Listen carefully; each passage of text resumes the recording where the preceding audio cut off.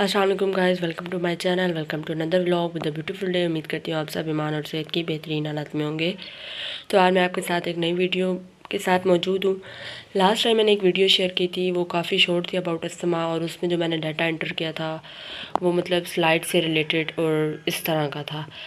तो उसमें काफ़ी मतलब कॉम्प्लिकेशन थी, लेकिन आज मैं आपको बहुत इजी वे में बहुत अच्छे तरीके से इंशाल्लाह कोशिश करूँगी कि आपको बता सकूँ कि अस्थमा आखिर है क्या, और इसके क्या वजूहात हैं, इससे क्या असरात होते हैं, और इसके ट्रीटमेंट और वो सब कुछ। अगर ये वीडियो में कवर हो गया तो ठीक, वरना तो ट्रीटमेंट की एक अलग वीडियो बना दूँगी। तो सबसे पहले हम बात करते हैं कि व्हाट इज़ अस्थमा, अस्थमा होता क्या है। तो अगर हम बात करें सिर्फ अस्थमा की, तो अस्थमा एक बेसिकली क्रॉनिक लंग कंडीशन है। लंग से रिलेटेड ये एक डिजीज़ होती है। अब क्रॉनिक का मतलब क्या होता है? दायमी, और दायमी मतलब हमेशा रहने वाला। मतलब ये लंबे अरसे के लिए आपको एक फेफड़ों की जो है वो अंदर बीमारी होती है, ठीक है। इट्स नॉट मीन कि ये कोई बहुत जानलेवा इस तरह की होती है, लेकिन ये जिसको मतलब हो जाता है तो फिर ये लंबे अरसे तक रहता है, ठीक है। और इसके अंदर बेसिकली होता क्या है, जहाँ पर हमारी जो एयरवेज होती हैं वो इनफ्लेम्ड हो जाती हैं और नैरोड हो जाती हैं। एयरवेज अब क्या होती हैं? एयरवेज वो पैसेज होता है जिसके ज़रिए एयर हमारे लंग्स के अंदर जाती है, और ये हमारे पास नैरो हो जाती है, तंग हो जाती हैं, जिसकी वजह से हमें सांस लेने में डिफ़िकल्ट होता है। नेक्स्ट अगर हम इसकी बात करें रीज़न और काजेज़ की कि ये किन वजूहात से होता है और कैसे होता है। अस्थमा बहुत सी वजूहात की वजह से हो सकता है, और इसमें जो सबसे मोस्ट इम्पोर्टेंट है वो genetic factor. Genetic factor, family history में अगर आपका अस्थमा चलता आ रहा है तो आपको इस वजह से भी अस्थमा हो सकता है। Number 2, environmental factor. For example air pollution, आप ऐसे इलाके पे रह रहे हैं, एलर्जेंस, आपको किसी चीज़ से एलर्जी है, जैसे pollen grains, perfume, dust, smoke, उस वजह से हो सकता है। मतलब इन्वायरमेंटल फैक्टर की बदौलत भी हो। तो इसलिए ये बहुत ज़्यादा मैटर करता है कि आप लोगों का लाइफस्टाइल क्या है, आप किस तरह की मॉडिफिकेशन अपने लाइफस्टाइल में कर रहे हैं, तो उससे भी आपको अस्थमा हो सकता है। नेक्स्ट हम अब इसकी तरफ आएंगे कि who get asthma and why, कि अस्थमा किन को होता है और क्यों होता है। अस्थमा ज़्यादातर चिल्ड्रंस में, टीनेजर्स में कॉमन है, और वुमेंस में भी 15% कॉमन है एज़ कम्पेयर टू मैन। अब वुमेंस के अंदर क्यों है? क्योंकि उनके मेंस्ट्रुअल साइकिल हार्मोनल चेंजेस की वजह से जो है वो वुमेंस के अंदर अस्थमा कॉमन है। और बच्चों के अंदर क्या होता है? इमेच्योर इम्यून सिस्टम होता है, जिनका इम्यून सिस्टम वीक होता है, अस्थमा वहाँ भी जो है वो कॉमन है, क्योंकि फिर उनका इम्यून सिस्टम कम होने की वजह उनके वाइट ब्लड सेल कम होना है। जब वाइट ब्लड सेल कम होते हैं तो उनके अंदर अस्थमा की जो है वो शरह ज़्यादा होने लग जाती है। नेक्स्ट अगर हम बात करें इफ़ेक्ट्स ऑफ अस्थमा, अस्थमा किस तरह इफ़ेक्ट्स करता है।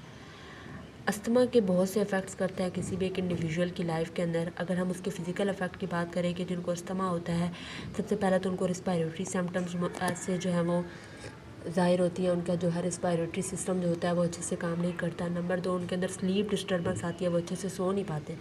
अब अच्छे से सो ना पाने की वजह क्या है? जब अस्थमा जिनको होता है उनकी एयर जो वेज होती हैं वो इन्फ्लेम्ड हो जाती हैं, वो इन्फेक्टेड हो जाती हैं, सांस लेने में दुश्वारी होती है। तो वहाँ पर क्या होता है? म्यूकस क्रिएट होना शुरू हो जाता है। म्यूकस मतलब जो स्पोटम होती है, जब वो क्रिएट होना शुरू हो जाता है तो वो अंदर इकट्ठा होना शुरू हो जाता है। तो आपको खांसी आती है, और खांसी की सूरत में वो बाहर निकलता है। लेकिन जब वो अंदर इकट्ठा होने लग जाता है तो आप जब अपनी अंडरलाइन कंडीशन में जाते हैं, सोते हैं, लेटते हैं, तो वो आपका जो म्यूकस होता है वो उखड़ने की कोशिश करता है, जिस वजह से आप अच्छे तरीके से सो नहीं पाते। और नंबर 3, आपको फटीग, सुस्ती होती है। सुस्ती क्यों होती है? क्योंकि आपके वाइट ब्लड सेल कम होते हैं, आपका इम्यून सिस्टम कम होता है, तो आप खुद को निढाल महसूस करते हैं। इसके अलावा हमारे पास है social and emotional effect. Social और इमोशनल इफेक्ट से अगर हम अब सोशल और इमोशनल इफेक्ट्स की बात करें तो उसमें हमारे पास एनजाइटी आ जाता है, स्ट्रेस आता है, हमारी लिमिटेड एक्टिविटीज़ आती है। लिमिटेड एक्टिविटीज़ से मेरा हमारे सोशल इफेक्ट, हम सोशलिज्म नहीं करते, हमारी एक्टिविटीज़ लिमिटेड होकर रह जाती हैं, ठीक है। हम खुद को जो है वो कंफर्टेबल फील नहीं कर रहे होते। और इमोशनल इफेक्ट में हम खुद को डिप्रेस महसूस करते हैं, स्ट्रेस महसूस करते हैं, और हम कॉन्फिडेंस नहीं अपने अंदर बिल्डअप कर पाते।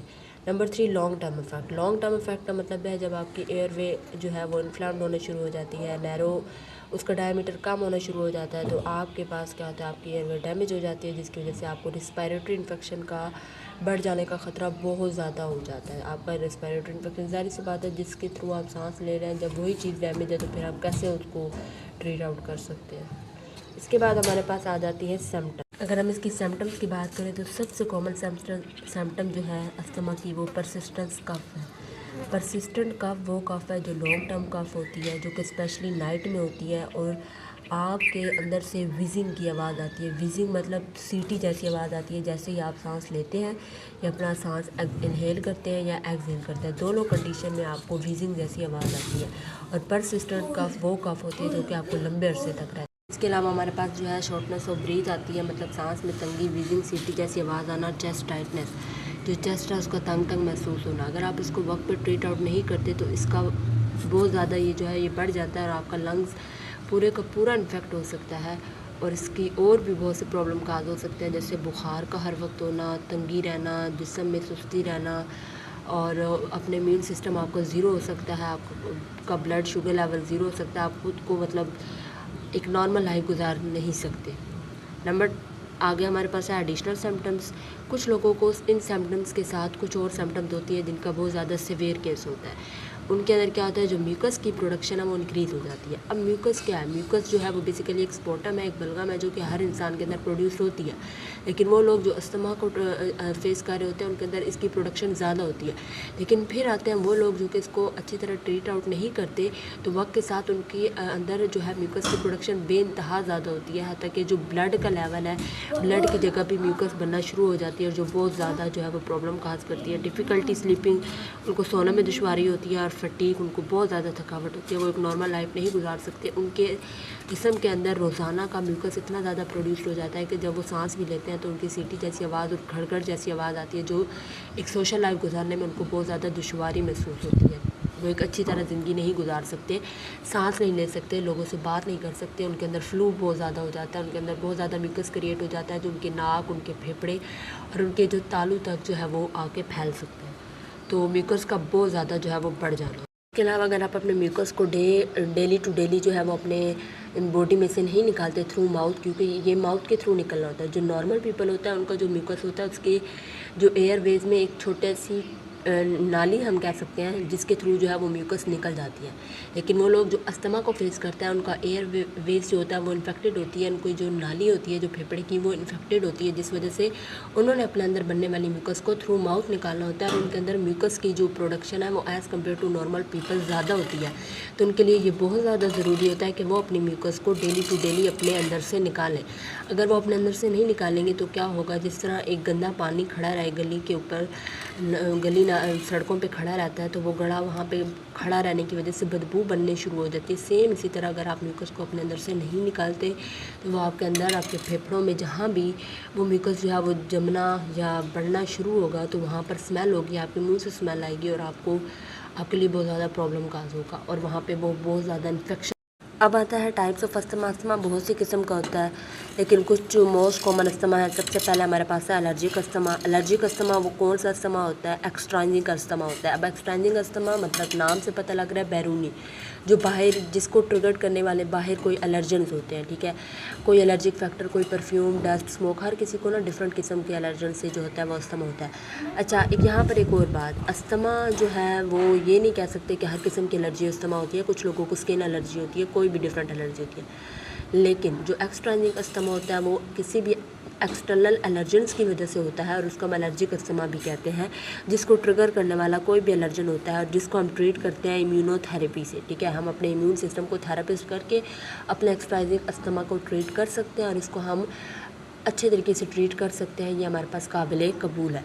लेकिन इसी के मुकाबले में नॉन एलर्जिक अस्थमा जो कि एक इंट्रांजिंग अस्थमा है, जो कि आपको अंदरूनी किसी वजह से हो रहा है, मतलब बैरूनी किसी फैक्टर से इतना ज़्यादा वो अफेक्ट नहीं होता, जबकि अंदरूनी उसको ट्रिगर करने वाली कोई इंटरनल फैक्टर है, कोई स्ट्रेस है, कोई एंग्जाइटी है, कोई एक्सरसाइज है, कोई ऐसी एक्टिविटी है जिसकी वजह से वो होता है, तो उसको ट्रीट आउट करना एज़ कम्पेयर टू एक्सट्रांजिंग अस्थमा जो है वो बहुत डिफ़िकल्ट होता है। नंबर 3 पे हमारे पास आता है नॉकटर्नल अस्थमा। ये वो अस्थमा होता है जो कि तब बिगड़ता है जब रात को आप सो रहे होते हैं, उस हालत में ये बहुत ज़्यादा बिगड़ता है, आपको सोने में दुश्वारी होती है, मतलब एज़ कम्पेयर टू वैसे आपको इतना ज़्यादा ये तंग नहीं करता, लेकिन जब रात के वक्त आप सो रहे होते हैं तब ये बहुत ज़्यादा बिगड़ जाता है और आपको सोने में दुश्वारी होती है। तो इसके लिए आप इन्हेलर्स वगैरह और उन चीज़ों का इस्तेमाल।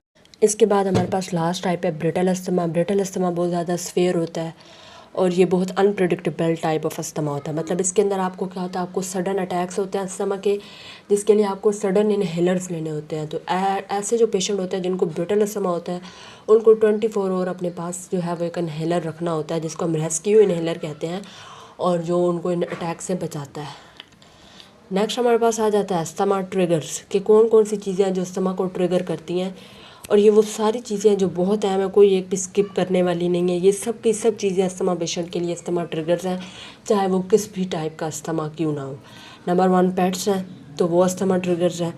एंगर, गुस्सा जिनको आता है, उनके अंदर हार्मोनल प्रॉब्लम्स होते हैं, उनके हार्मोन फ्लक्चुएट कर जाते हैं और जिस वजह से उनको अस्थमा होता है, तो ये भी बहुत बड़ी वजह है। नंबर 3 पे हमारे पास स्ट्रेस है, स्ट्रेस की वजह से भी आपको अस्थमा होता है। इसके बाद हमारे पास पोल्यूशन आ जाती है, पोल्यूशन की वजह से बहुत ज़्यादा में अस्थमा है। जो एयर पोल्यूशन होता है उसकी वजह से हमारी एयरवेज के अंदर बहुत ज़्यादा इन्फेक्शन काज हो सकती है। डस्ट हो गया, इसी वजह से जो अस्थमा पेशेंट है, बल्कि नॉर्मल पेशेंट्स को भी चाहिए कि वो बिल्कुल साफ़ रखें अपने घर को, अपने इर्द गिर्द हर चीज़ को, क्योंकि ज़रूरी नहीं कि जो नॉर्मल पीपल है वो एहतियाती तदबीर ना करें तो उनको भी अस्थमा हो सकता है। इसके अलावा हमारे पास स्मोक आ गया, जैसे सिगरेट का इस्तेमाल हो गया, लोगों ने बहुत ज़्यादा आम है ये चीज़। नेक्स्ट हमारे पास पोलन ग्रेन से बहुत ज़्यादा इन्फेक्शन, और ये बहुत बड़ा अस्थमा ट्रिगर है। एक्सरसाइज, अब यहाँ पर एक्सरसाइज 2 मानों में आती है। अस्थमा पेशेंट को डॉक्टर्स एक्सरसाइज करने की भी तलकीन करते हैं, लेकिन कुछ एक्सरसाइज की वजह से भी लोगों को अस्थमा होता है। फॉर एग्ज़ाम्पल स्विमिंग करना, और इसके अलावा जो है रनिंग करना, एक अल्टीमेट बहुत ज़्यादा लेवल की रनिंग करना, ये कुछ ऐसी एक्सरसाइज आती है जिसकी वजह से अस्थमा ट्रिगर करता है। लेकिन कुछ एक्सरसाइज पेशेंट्स को डॉक्टर बताते हैं कि अस्थमा पेशेंट्स को कि वो ये एक्सरसाइज रेगुलरली करें, जो उनके लंग्स को जो है वो बेहतरीन काम करने में मदद करेगी। नेक्स्ट हमारे पास स्ट्रॉन्ग ओडोर्स, परफ्यूम्स की बहुत ज़्यादा जो है ये अस्थमा ट्रिगर है। और ये डिपेंड करता है कि आपको एलर्जी किससे, एलर्जन से भी डिपेंड करता है। कोल्ड एयर, ठंडी हवा, ये तमाम अस्थमा पेशेंट्स के लिए अस्थमा ट्रिगर है। केमिकल फ्यूम्स और फंगस स्पोर्स वगैरह, यह जो अलर्जी होती है, ये भी जो है वो बहुत बड़ा अस्थमा ट्रिगर है। तो ये थी आज की वीडियो। उम्मीद करती हूँ आपको मेरी वीडियो पसंद आई होगी। अब इन तमाम अस्थमा को ट्रीट कैसे किया जा सकता है, केमिकली भी नेचुरली भी, वो आपको मैं अपनी अगली वीडियो में बताऊंगी, क्योंकि ये वीडियो बहुत बड़ी हो गई है। अगर आपको वीडियो अच्छी लगी हो तो लाइक करें, कमेंट करें, शेयर करें और सब्सक्राइब करें। और अगर कोई क्वेश्चन हो तो आप ज़रूर पूछें, इंशाल्लाह मैं आपको जवाब देने की कोशिश करूँगी। जज़ाक